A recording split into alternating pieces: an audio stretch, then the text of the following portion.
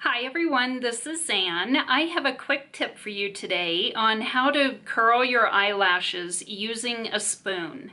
And this gives a nice natural curve to your eyelashes that does last all day, and you can use whatever size spoon you want with whatever curve you like.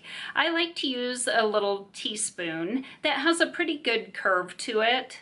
This is super easy to do, and if you don't have an eyelash curler, or maybe you don't like the look of your lashes using an eyelash curler and want a more natural curl to your eyelashes, this is a great way to do it.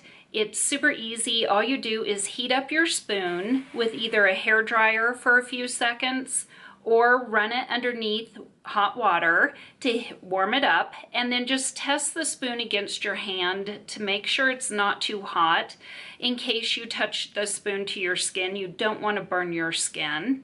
And then after you test to make sure it is warm but not too hot, all I do is I place the spoon so that my lashes are going in the curve of the spoon to help bend them upwards in a nice natural curve. And I just go along my lashes doing this, and then I sometimes heat it up a second time and do the whole process again just to make sure that they have a nice curve to them. And then after I've curled my lashes with my spoon, all I do is apply a coat of mascara. And if you happen to get mascara on your upper lid or on your skin anywhere, all you have to do is wait until it's dry and then just take a Q-tip and just gently brush the dried mascara off, and it removes it without smearing or smudging it.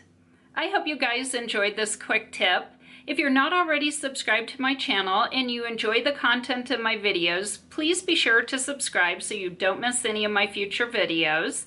If you've ever tried curling your eyelashes using a spoon, please comment below and share your technique and your thoughts on it. Thank you so much for watching.